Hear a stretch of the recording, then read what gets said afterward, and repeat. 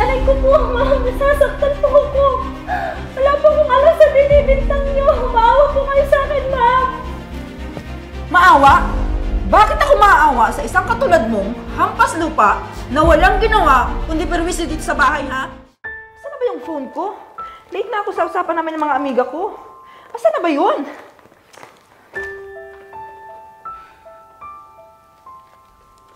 Ma'am, may sasabihin po sana ako bago po kayo umalis kung di po kalabisan sa inyo. Ano yon? Kung ano man yon, sabihin mo na. Kasi nagmamadali ako. Alam mo naman na may lakad ako, di ba? Istorbo ka din muchacha ka eh. Ganito po kasi ma'am. Kunin ko na po sana yung sahod ko. Kailangan ko na po kasing magpadala sa amin. Saka, di ba sabi niyo po last week, ngayon niyo po ibibigay yung sahod ko. Sigurado ka bang may sinabi akong ganon, ha? Huwag kang sinungaling, muchacha! Opo, ma'am. Hindi po ako nagsisinungaling. Isa pa po, 3 buwang sahod ko na pong hindi nyo na ibibigay. Katunayan, mag-aapat na buwan na po pala next week. Kailangan ko na pong magpadala sa amin para sa mga anak ko po.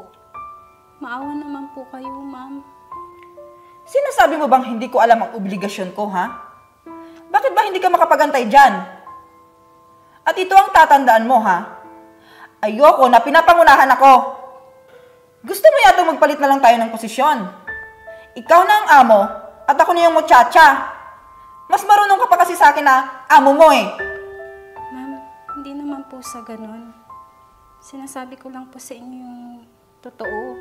Kasi karapatan ko din pong makuha yung sahod ko. Kasi pinagpaguran ko po yun. Aba! Baka nakakalimutan mo. Amo ako dito at wala kang karapatan pagtaasan ako ng boses o questionin ako dito. Dahil muchacha lang kita! Makaalis na nga! Dahil baka masira pang araw ko sa'yo, nakatulong ka! Visit!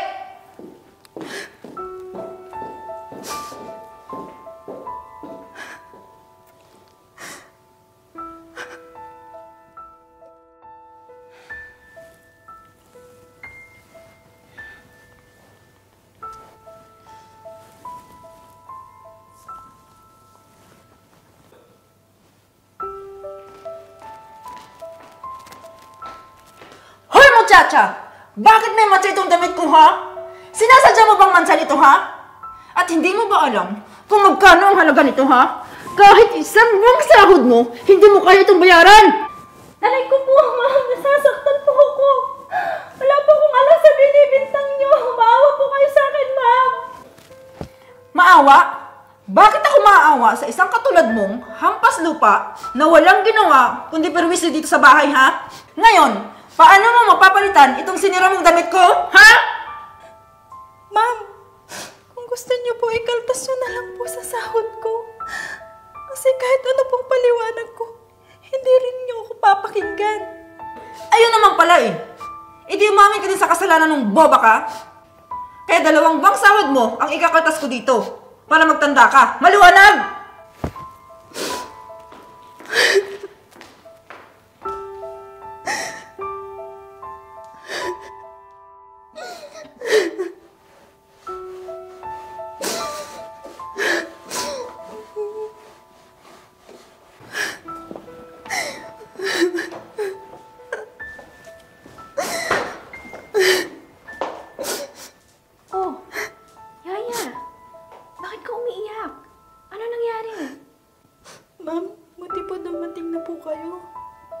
Hindi ko na po kayang pagmamaltrato ng mama niya sa akin. Tapos, 4 na buwan na po, hindi binibigay yung sahod ko. Ma'am, kailangan ko po ng tulong niyo. Pasensya ka na, ha? Hindi ko alam na ganito palang trato ng mama ko sa'yo. Hayaan mo, kakausapin ko din siya ngayon.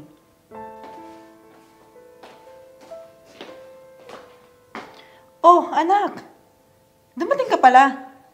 Bakit di ka man lang nagpasabi na bibisita ka pala? Ma, totoo bang minamaltrato niyo si Yaya Monique at hindi pinapasahuran? Anong tumakbo sa utak niyo? At nagagawa niyong ganitong bagay sa kanya, ha, Ma? Anak, kung ano man ang sinasabi ng muchacha na yan, huwag kang maniniwala. Kasi, gumagawa lang ng kwento yan para humingi ng awa at simpatya sa'yo.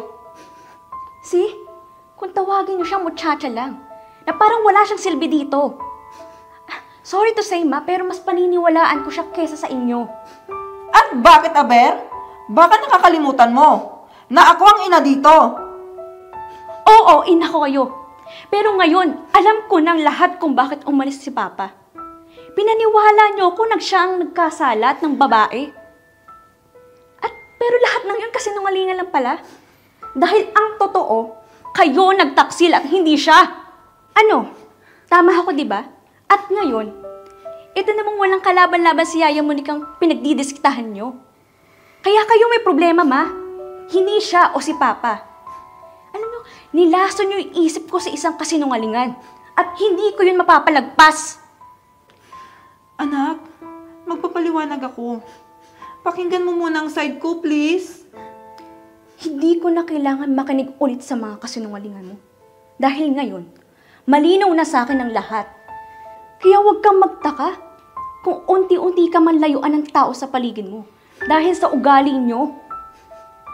Magmula ngayon, sa akin ka na magtatrabaho. At lahat ng sahod ng hindi binayaran ng mama ko, ako na magbabayad. Sige na, hakutin mo na ang gamit mo nang makalis ka na dito. Salamat po, ma'am. Maraming salamat po. Ano nga ulit yung sinabi nyo kanina? Ina ko kayo? Oo, ina ko kayo. Sa dugo at pangalan. Pero ni minsan, hindi kayo nagpakaina sa akin. Kaya sana maisip nyo lahat ng pagkakamali nyo. Habang may pagkakataon pa, magbago na kayo. Tara na, Yaya Monique. Umalis tayo dito.